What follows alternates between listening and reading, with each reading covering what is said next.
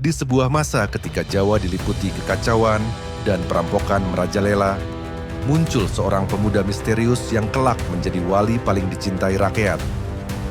Ia bukan datang dari pesantren, bukan pula dari keluarga ulama. Ia lahir dari jalanan, kerasnya hidup, dan luka masa lalu. Namanya Raden Mas Said, sosok yang kelak dikenal sebagai Sunan Kalijaga. Sebelum menjadi wali besar, ia pernah menjadi perampok yang ditakuti di sepanjang hutan Kalijaga. Hingga suatu hari, pertemuannya dengan Sunan Bonang mengubah seluruh hidupnya. Pertemuan itu bukan pertarungan fisik, melainkan pertempuran antara gelapnya masa lalu dan cahaya ilahi yang mengetuk hati. Sejak saat itu, Raden Mas Said berjalan di jalan baru, jalan yang penuh pengembaraan batin, ilmu, dan pencerahan. Dan dari perjalanan panjang itu, lahirlah seorang wali yang mengubah wajah Jawa melalui seni, budaya, dan kelembutan. Inilah kisah luar biasa seorang manusia yang jatuh sedalam-dalamnya, namun bangkit setinggi-tingginya. Bersama Lentera Dunia, mari kita menyelami perjalanan Sunan Kalijaga, perjalanan menuju cahaya.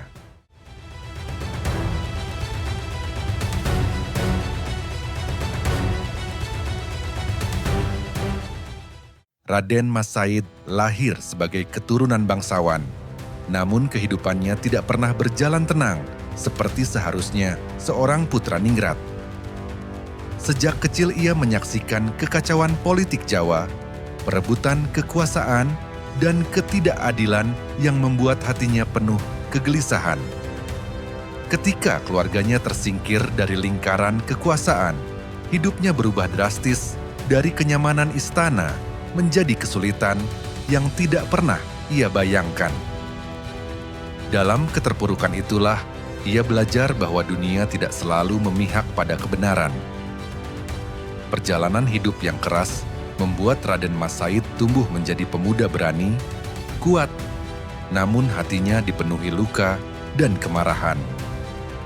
Di tengah gejolak zaman, ia mulai bergaul dengan kelompok-kelompok yang menolak ketidakadilan, hingga akhirnya ia terjerumus menjadi sosok yang ditakuti di hutan Kajek Kalijaga.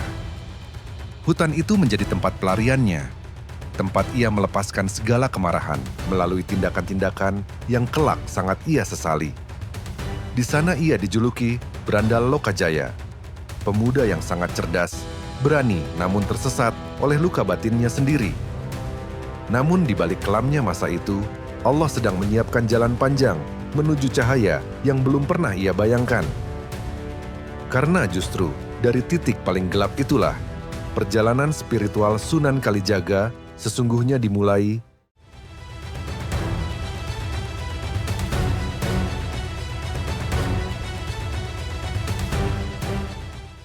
Pada suatu hari yang sunyi, saat hutan Kalijaga hanya diisi suara angin dan daun runtuh, Raden Mas Said melihat seorang ulama asing berjalan tenang di tepi sungai.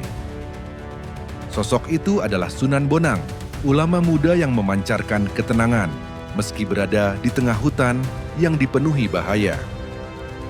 Raden Mas Said, yang saat itu hidup sebagai Brandal Lokajaya, mencoba menghentikan Sunan Bonang seperti ia menghentikan banyak musafir lainnya. Namun Sunan Bonang hanya tersenyum, seolah mengetahui seluruh isi hati pemuda itu. Dengan penuh wibawa, Sunan Bonang mengeluarkan tasbihnya dan menjatuhkannya ke sungai, lalu berkata, "Ambilkan tasbih itu untukku." Raden Mas Said masuk ke sungai tanpa ragu, namun setiap kali tasbih itu hendak diraih, ia melihat tasbih itu menjauh lebih dalam.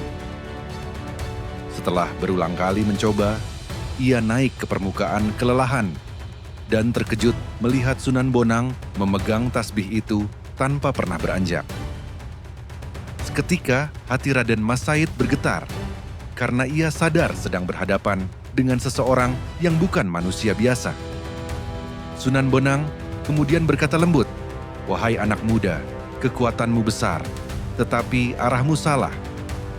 Kata-kata itu menjadi titik balik hidupnya. Awal dari perjalanan panjang menuju cahaya yang kelak membuatnya dikenal sebagai Sunan Kalijaga.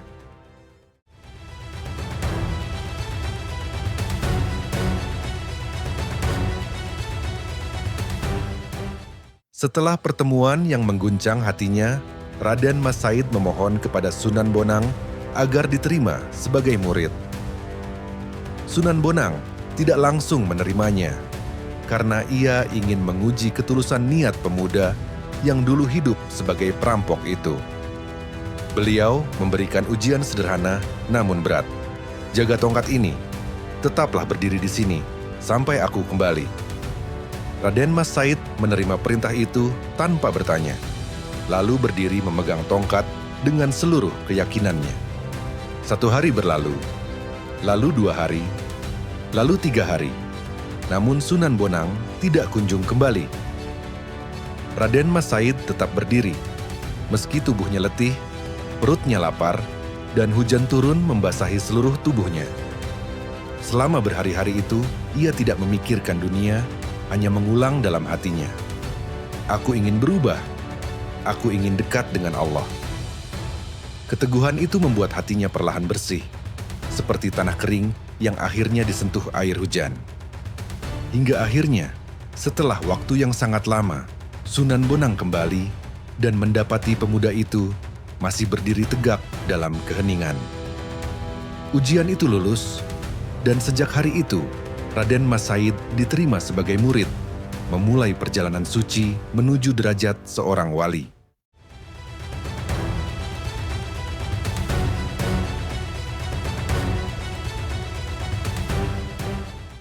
Setelah diterima sebagai murid, Raden Mas Said menjalani tirakat panjang di bawah bimbingan Sunan Bonang, sebuah perjalanan sunyi yang menguji tubuh, pikiran, dan jiwanya.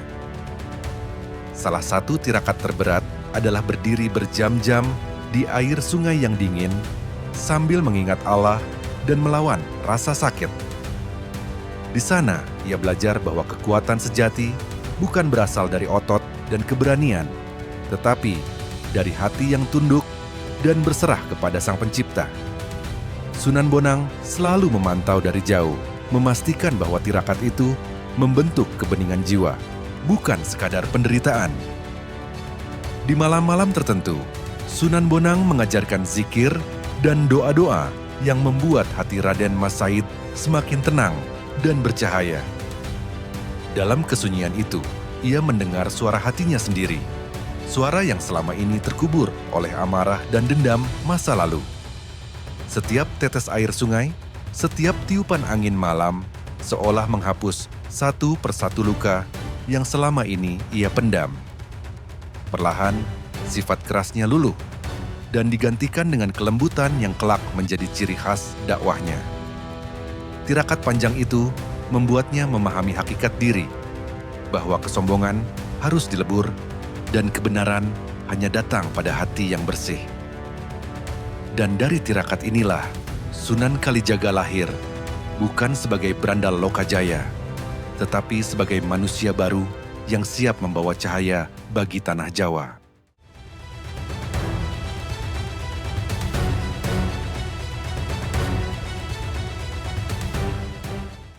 Setelah tirakat panjangnya selesai, Sunan Kalijaga memilih jalan dakwah yang berbeda dari para wali lainnya, yaitu melalui seni dan budaya Jawa.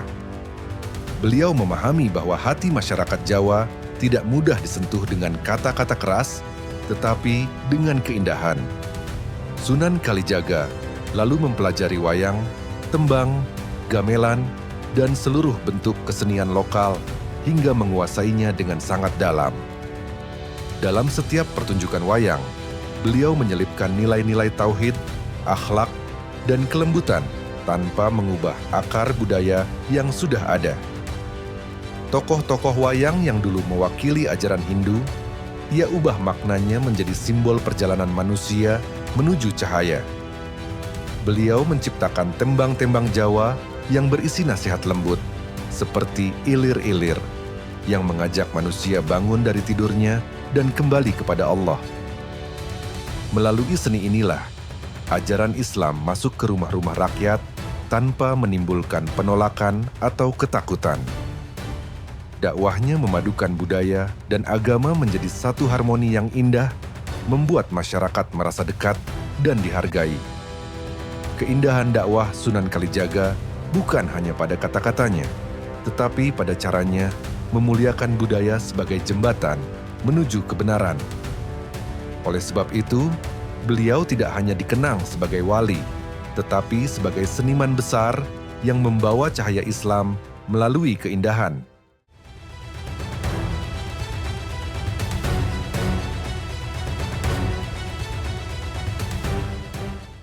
Ketika Kerajaan Demak berdiri sebagai kerajaan Islam pertama di Nusantara, Sunan Kalijaga menjadi salah satu tokoh penting yang memberikan arahan moral dan budaya bagi penguasa baru itu. Beliau dikenal sangat dekat dengan Raden Patah, pendiri Demak, dan sering memberikan nasihat tentang cara memimpin rakyat dengan kasih sayang. Berbeda dengan tokoh-tokoh politik lainnya, Sunan Kalijaga tidak mengejar jabatan. Ia lebih memilih menjadi penasihat yang menjaga agar kekuasaan tidak membawa kesombongan. Beliau mengajarkan bahwa kekuatan sebuah kerajaan tidak terletak pada pedang, tetapi pada akhlak pemimpinnya. Dengan pengaruhnya, banyak kebijakan Demak dibuat dengan mempertimbangkan kebaikan rakyat kecil, bukan hanya golongan bangsawan. Sunan Kalijaga juga berperan dalam pembangunan Masjid Agung Demak, terutama simbol-simbol budaya yang melambangkan persatuan Jawa. Salah satu kontribusinya adalah konsep atap tumpang tiga yang melambangkan iman, Islam, dan ihsan sebagai fondasi hidup. Beliau juga menanamkan pentingnya harmoni sosial, sehingga rakyat Jawa merasa bahwa Islam bukan ancaman, tetapi bagian dari jati diri mereka. Peran politiknya yang lembut membuat Demak tumbuh tanpa gejolak besar, karena rakyat merasa dihargai dan dekat dengan pemerintahannya. Dengan kebijaksanaannya, Sunan Kalijaga menjadi jembatan antara istana dan rakyat, menjaga agar cahaya Islam tetap bersinar dalam setiap keputusan kerajaan.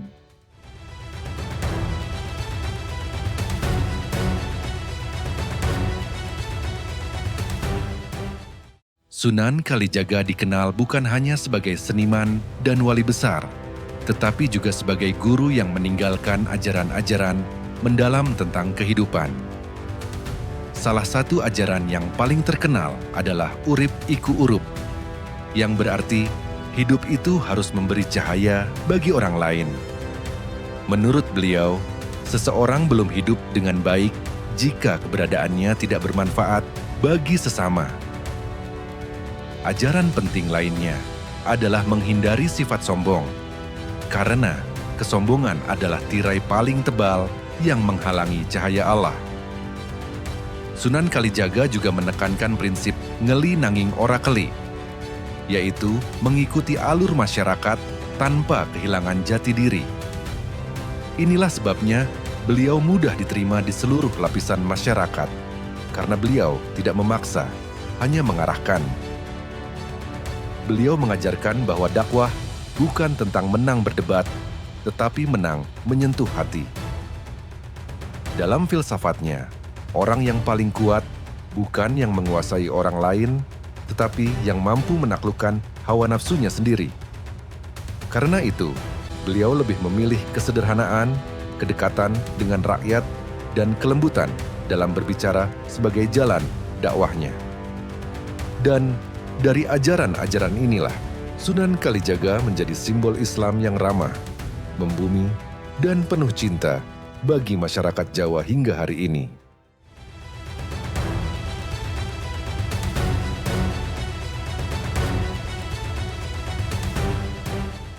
Dakwah Sunan Kalijaga membawa perubahan besar di tanah Jawa, bukan melalui kekuatan senjata, tetapi melalui kekuatan hati.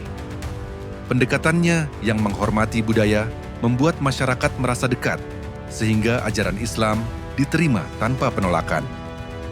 Wayang, tembang, dan gamelan menjadi jembatan untuk menyampaikan pesan-pesan moral yang halus namun mengena. Melalui seni itu, ia mengajarkan tentang kesabaran, kasih sayang, kejujuran, dan pentingnya hidup rukun. Dakwahnya juga membuat masyarakat memahami Islam sebagai agama yang dekat dengan kehidupan sehari-hari, bukan sesuatu yang menakutkan. Karena itu, banyak adat Jawa yang kemudian dipadukan dengan ajaran Islam, membentuk harmoni unik yang tetap hidup hingga kini.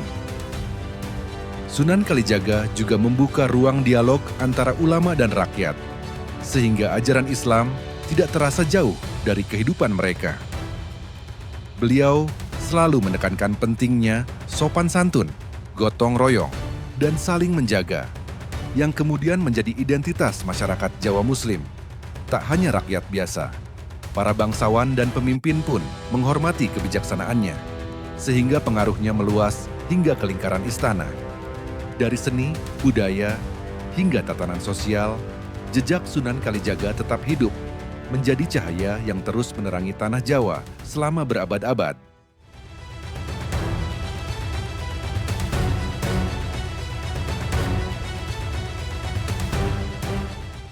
Di usia senjanya, Sunan Kalijaga tidak lagi sering tampil di hadapan rakyat, namun kebijaksanaannya semakin dalam dan meneduhkan.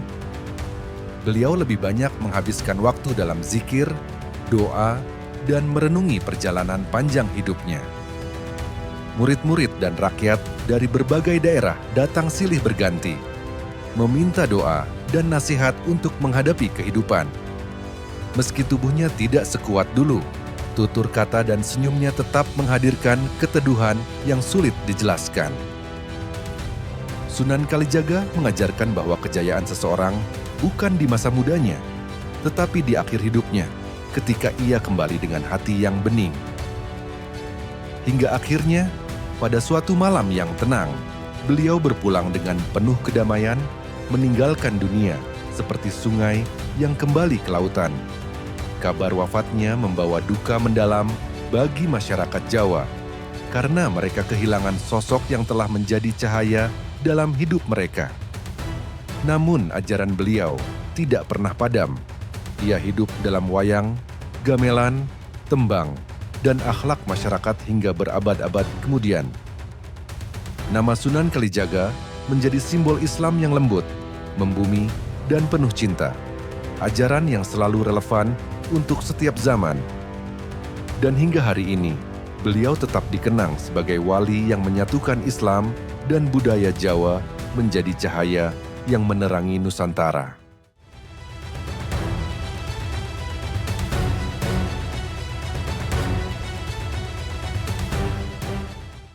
Warisan terbesar Sunan Kalijaga tidak hanya berupa ajaran, tetapi perubahan mendalam pada jiwa masyarakat Jawa. Beliau mengajarkan bahwa agama harus disampaikan dengan kelembutan, karena hati manusia hanya terbuka oleh cinta, bukan ketakutan.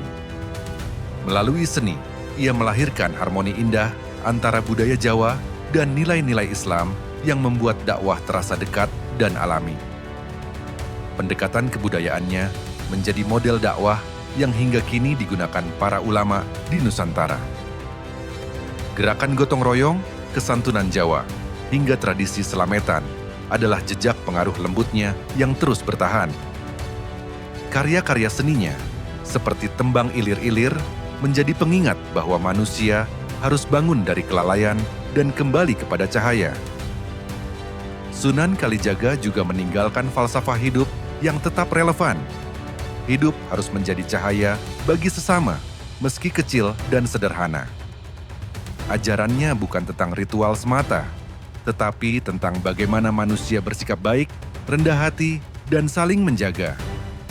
Itulah sebabnya nama Sunan Kalijaga terus hidup dalam hati masyarakat, bukan karena kekuasaan, tetapi karena keteladanannya.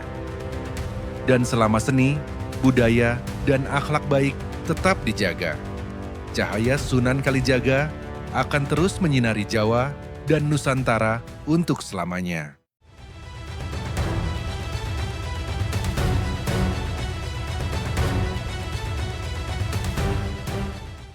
Kisah Sunan Kalijaga mengajarkan kepada kita bahwa sebesar apapun masa kelam seseorang, cahaya Allah selalu mampu menuntun menuju jalan yang lebih baik. Dari seorang pemuda yang tersesat, ia berubah menjadi wali yang membawa kedamaian bagi seluruh tanah Jawa. Ajarannya tentang kelembutan, seni, dan cinta kepada sesama tetap hidup hingga hari ini, menyinari hati siapapun yang mencarinya. Semoga kisah ini mengingatkan kita untuk selalu menjaga akhlak, merawat cahaya hati, dan memberi manfaat dimanapun kita berada. Terima kasih telah menemani perjalanan ini bersama Lentera Dunia. Dukung channel ini dengan like, komentar, dan share, agar semakin banyak hati yang merasakan ketenangan dari kisah-kisah penuh hikmah. Sampai bertemu di kisah berikutnya, di mana kita akan menelusuri sejarah Islam yang penuh keindahan dan makna.